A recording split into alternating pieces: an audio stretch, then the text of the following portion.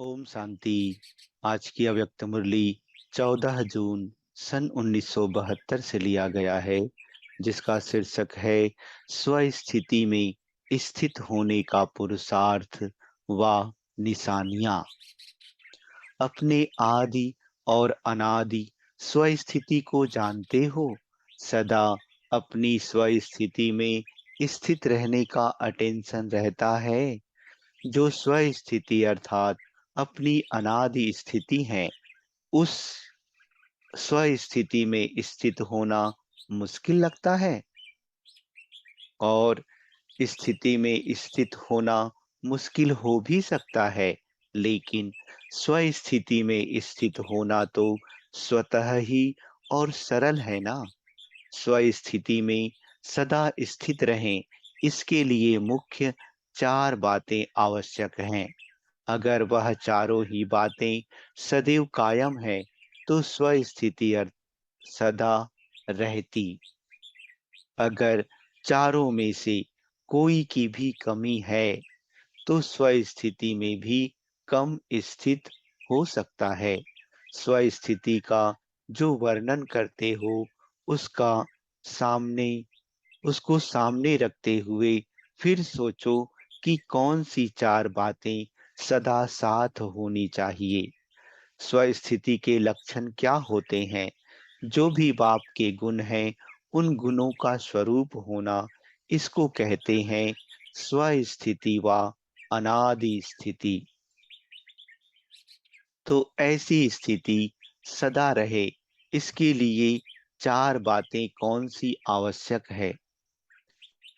स्मृति में आता है, जिन चार बातों के होने से अनादि स्थिति ऑटोमेटिकली रहती है। सुख, शांति, आनंद, प्रेम की स्थिति स्वतः रहती है। पहले यह सोचो कि अनादि स्थिति से मध्य की स्थिति में आते ही क्यों हो?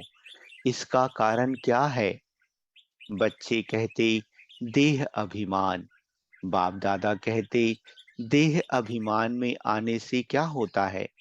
देह अभिमान में आने के कारण क्या होते हैं? पर स्थिति सहज और स्वस्थिति मुश्किल क्यों लगती है? देह भी तो स्व से अलग है ना। तो दो देह में सहज स्थित हो जाते हो और स्व में स्थित नहीं होते हो। कारण, वैसे भी देखो तो सदा सुख व शांतिमय जीवन तब बन सकती है जब जीवन में चार बातें हों। वह चार बातें हैं हेल्थ, वेल्थ, हैप्पी और होली। अगर यह चार बातें सदा कायम रहे, तो दुख और अशांति कभी भी जीवन में अनुभव ना करें। ऐसे स्वस्थिति का स्वरूप भी है सदा सुख, शांति, आनंद, प्रेम स्वरूप में स्थित रहना।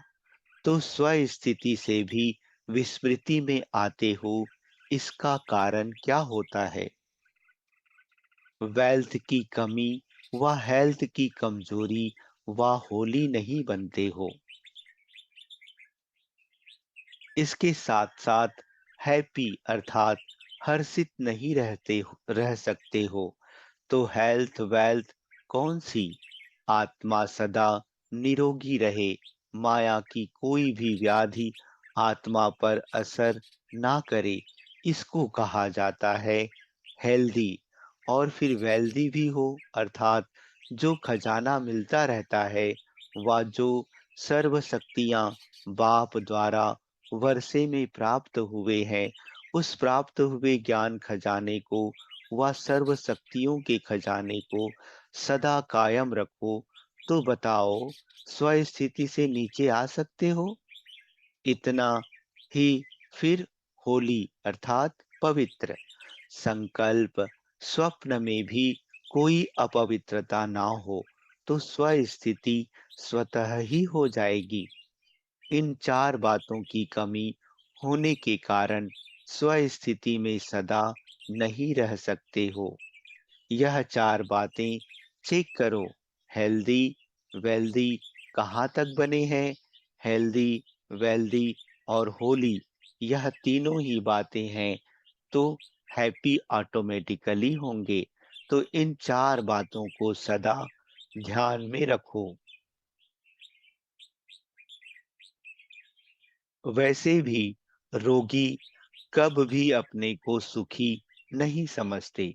रोगी होने के कारण दुख की लहर ना चाहते हुए भी उठती रहती।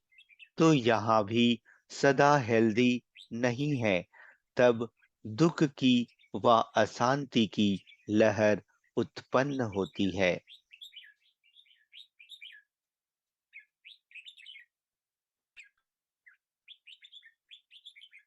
तो यह चारों ही बातें सदा कायम रहें, इसका कौन सा पुरुषार्थ है जो यह कब भी गायब ना हो। इसके लिए सहज पुरुषार्थ सुनाओ जो सभी कर सकें। जरा भी मुश्किल बात होती है तो कर नहीं पाते हो, सहज चाहते हो ना, क्योंकि आत्मा में आदि देवता धर्म के संस्कार होने के कारण आधा कल्प बहुत सहज सुखों में रहते हो। कोई मेहनत नहीं करते हो, तो वह आधे कल्प के संस्कार आत्मा में होने के कारण अभी कोई मुश्किल बात होती है तो वह कर नहीं पाते हो। सदा सहज की इच्छा रहती है, तो वह सहज पुरुषार्थ कौन सा है? याद भी सहज कैसे हो? याद सहज और सदा रहे, और हेल्दी, वेल्दी, हैप्पी, होली भी कायम रहे, इसका पुरुषार्थ सुनाओ। चारों ही बातें साथ साथ रहें, जैसे आप भी निराकार और साकार दोनों रूप में हो ना। निराकार आत्मा और साकार शरीर दोनों के संबंध से हर कार्य कर सकते हो। अगर दोनों का संबंध ना हो तो कोई भी कार्य नहीं कर सकते।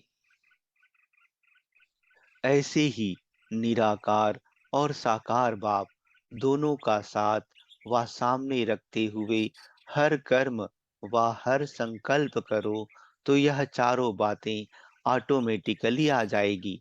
सिर्फ निराकार को व सिर्फ साकार को याद करने से चारों बातें नहीं आएंगी, लेकिन निराकार और साकार दोनों ही सदा साथ रहें, तो साथ होने से जो संकल्प करेंगे वह पहले जरूर उनसे वेरीफाई कराएंगे।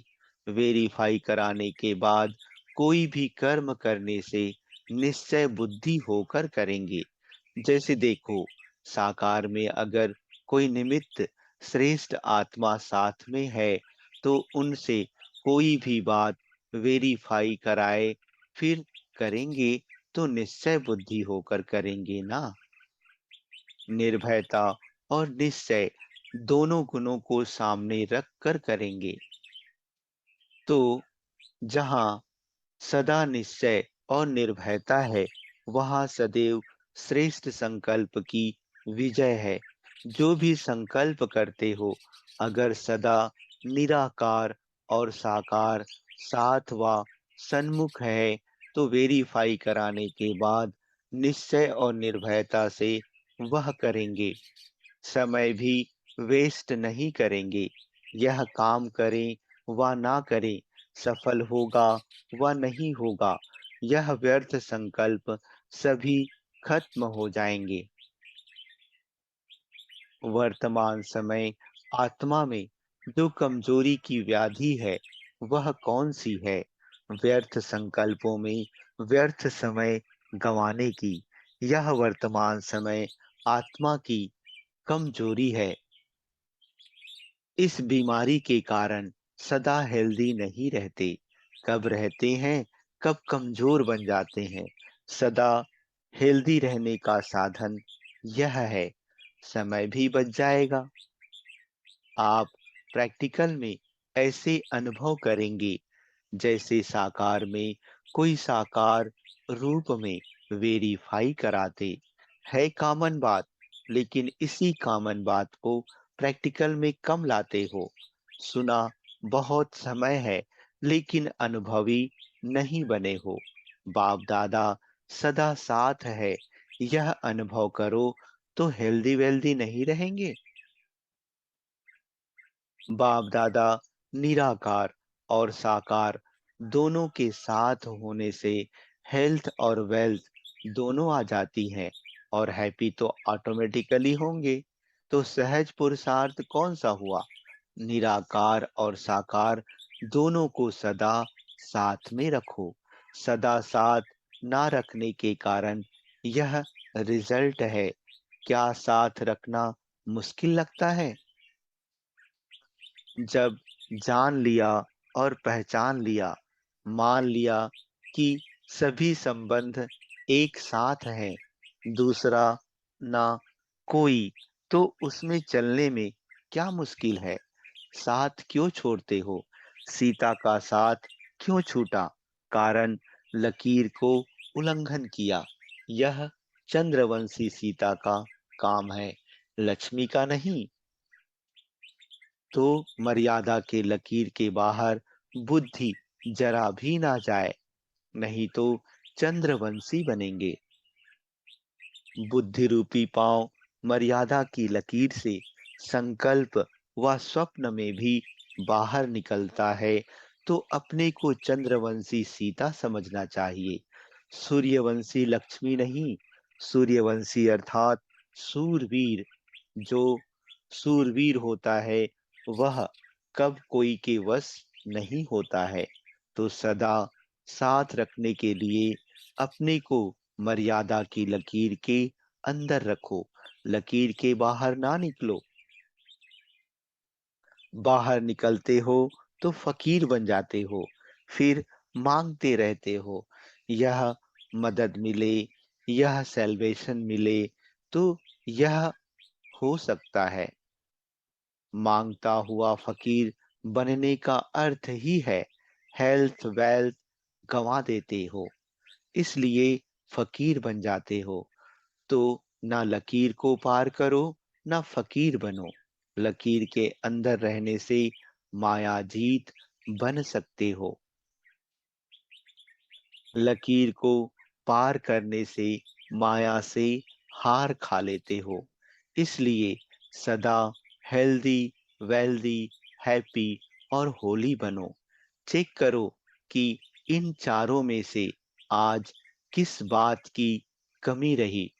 आज हेल्थ ठीक है, वेल्थ है, हैप्पी है, होली है? ना है तो क्यों? उस रोग को जानकर फौरन ही उसकी दवाई करो। और तो सभी प्रकार की दवाई मिल चुकी है, सभी प्राप्तियां हैं। तो सभी प्राप्ति होते भी समय पर क्यों नहीं कर पाते हो? समय के बाद स्मृति में क्यों आते हो? यह कमजोरी है जो समय पर काम नहीं करते, समय के बाद भी करते हो, तो समय तो बीत जाता है ना। समय पर सभी स्मृति रहे, उसके लिए अपनी बुद्धि इतनी विशाल व नॉलेजफुल नहीं बनी है। तो फिर कोई सहारा चाहता है, वह सहारा सदा साथ रखो, तो कब हार नहीं होगी। तो कब भी अपने को रोगी ना बनाना। जरा भी किसी प्रकार का रोग प्रवेश हो गया तो एक व्याधि फिर अनेक व्याधियों को लाती है।